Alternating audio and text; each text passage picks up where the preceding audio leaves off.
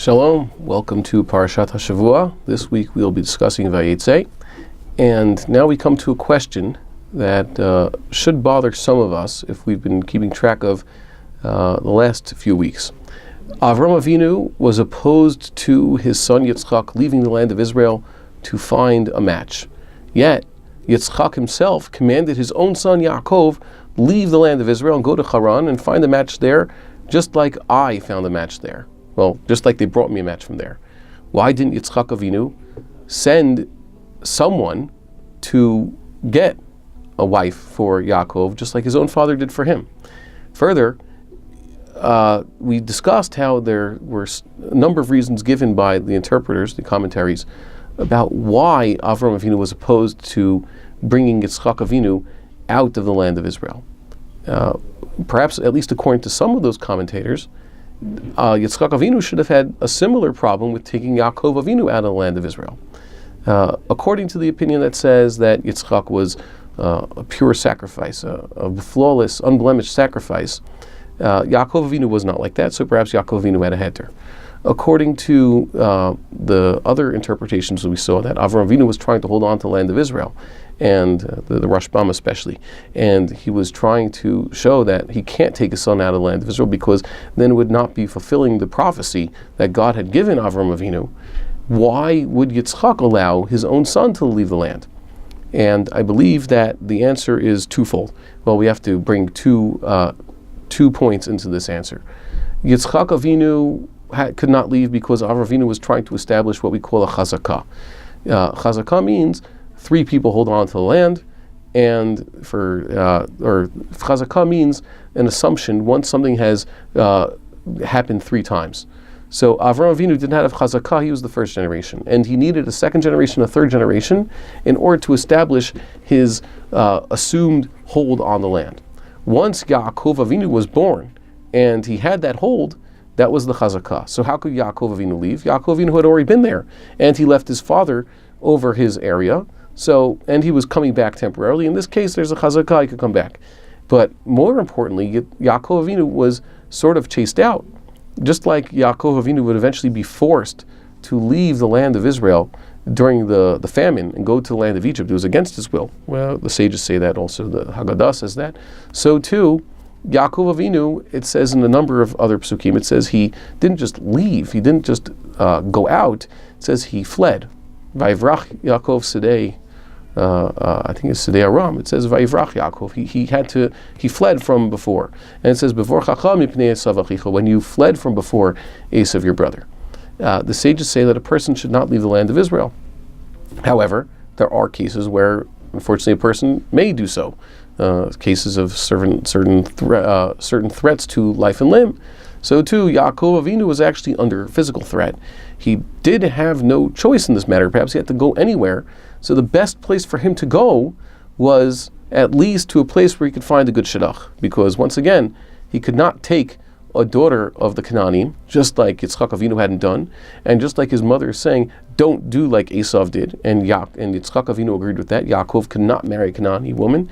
It would not work out. So he said, you have to flee for your life. You might as well go to the place where you're going to find a proper match. You could easily run away to Egypt. You get on a boat, go head to Greece or to Asia Minor, head to Bavel. No, head to where you can find a shidduch. That's what Yitzchak Avinu commanded Yaakov Avinu. He has to leave he has to run for his life. The chazakah is there. Yitzchak Avinu is already the second generation. He's holding on to all the land that we discussed last week that Yaakov Avinu had already acquired, and the lands that Yaakov Avinu would eventually acquire also. Yitzchak Avinu is there. That's a strong enough chazakah. He's protected. I also believe that Esav sort of also held on to this, even though Esav was trying to kill Yaakov. That was his plan. Esav still respected his father. He respected his father so much that he had decided he would not try to harm Yaakov Avinu until Yitzchak Avinu would pass away.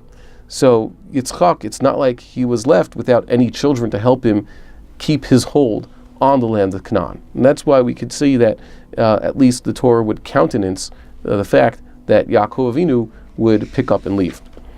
It says that when Yaakov Avinu did prepare to go, he stopped somewhere. How exactly they explain it? It turns out he was in Beit El, and it was originally called Luz. And next week we're going to read how it's pretty clear that this was not Jerusalem, it was Beit El and Luz.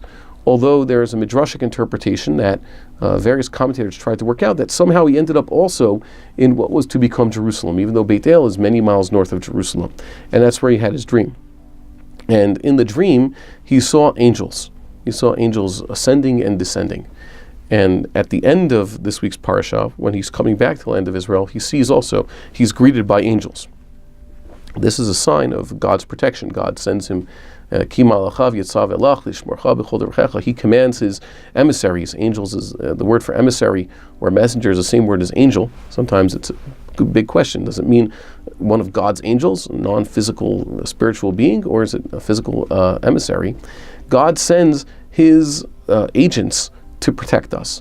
And indeed, Yaakov Avinu merited to actually see these agents of God's protection join him for his trip beyond the land of Israel and join him for his return to the land of Israel. This is a sign of divine protection. Indeed, God then tells him as such. He says, I'm here to guard over you. I'm here to watch over you. I will watch over you wherever you go, and I will be with you. Yaakov Avinu is given this blessing because he is forced, once again, because of the danger, to leave the land of Israel. God himself understood that this is what Yaakov Avinu has to do. Similarly, when Yaakov Avinu went down to the land of Egypt, God also promised to go with him. Why? Because it was a time of danger. Yaakov Avinu did not see that this is perhaps the best thing that could have been for him. God tells him, no, it's part of the plan. God will protect him, no harm will come to him. He'll be blessed where he goes. That's very important because many of us, sometimes when we descend into some place where we don't know, we descend into the unknown, we approach crisis or an impending crisis or a time of a test, sometimes we forget that God is there to be with us. He's running the show, and he's actually there to protect us. We have to keep this in mind, just like Yaakov Avinu. We're all children of Yaakov Avinu. We should all know that God's protection is actually right over us. Many of us are privileged today to still go near the place where Yaakov Avinu had his dream. And Yaakov Avinu did establish this place as a place of, he said, should be a house of God, a place of prayer. Either it's a reference to the permanent house of prayer, what would become the Beit HaMikdash, the Holy Temple, or at least a place that he would eventually establish as an altar in Beit El. It says in next week's parsha he went there and he served God there. We are privileged to still be able to go to these places and pray also. There's a reason why God established that all prayer should be directed to the place of the temple. That's where the prayer is. That's where the prayer always was. That's where the prayer is most efficacious. And we are privileged to still have this today. Continuing the parasha, it says that Yaakov Avinu got to Aram, and there he met his cousin Rachel. It says already that he loved her, and he decided, it says, unlike his father, it says his father first took Rivka and brought her to the tent, and then he married her, and then he loved her.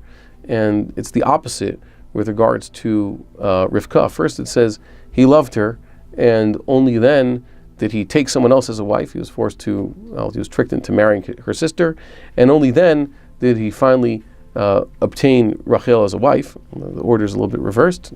I wish I knew what the significance of that was, but I do not know. I think it's a good question for later. And eventually he becomes the husband of 4 women. And through those women he has many children, 12 children. If we study the verses very carefully, and the sages point this out, indeed there's some ancient texts that actually can actually record the birthdays and dates of all of Yaakov Avinu's children. It turns out that from Ruvain to Yosef, Ruvain is the oldest, Yosef is the 11th son, were all born in a span of 7 years. And Leah herself had 6 of these children, Ruvain, Shimon, Levi, Yehuda, Yisachar, and Zevulun, also in this span of 7 years, which is quite amazing. Yosef was born at the end. Some people are surprised to learn that, according to these traditions, even though Yehuda was the 4th son of Leah, and then it says that that Rachel became jealous and gave her maidservant over to Yaakov, and they had Dan and Naphtali. You think the order of their described it says Reuven, Shimon, Levi, Yehuda, Dan, and then Naphtali, and then Gad, Asher, and Yisachar, and Zvulun, but it doesn't really work out that way in practice. That doesn't give enough time. Really, Rachel already realized that she needs to catch up to Leah by the time Reuven and Shimon were born, and apparently Dan and Naphtali were on the way at the time Levi and Yehuda were around. It could have been that Dan and Naphtali were the third and fourth children of Yaakov Avinu. Certainly Dan was born before Yehuda. Yehuda was either the fifth or sixth child.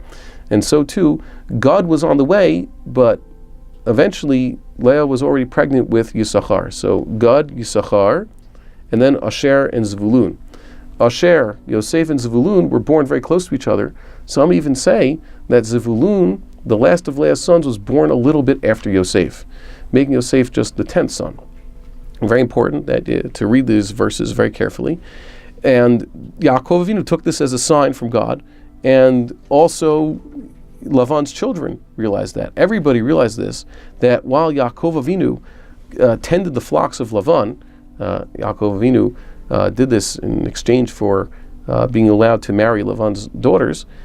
Yaakov Avinu, whatever blessing he brought with him to Haran, that's where Lavan Aravi lived, he brought a blessing that increased his family greatly, and also his physical possessions. God's blessing to Avram Avinu continued through Yaakov Avinu.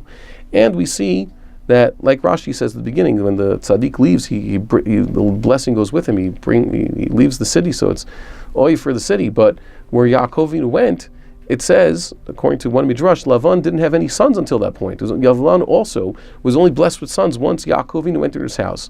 So too, Lavan's flocks also greatly increased because of the blessing that overflowed from Yaakov and his dealings.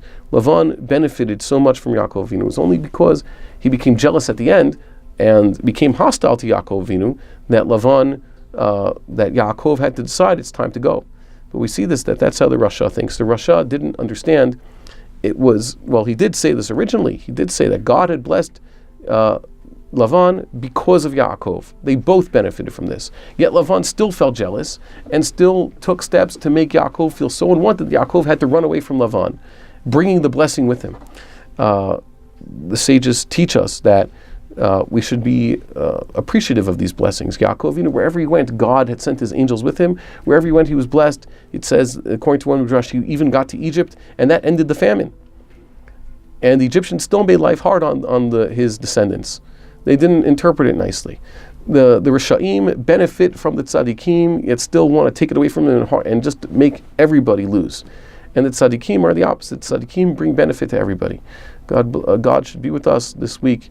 We should learn to be, like every week, more like Yaakov Avinu, be the vessels from bringing down God's blessing into this world for ourselves and for all those around us.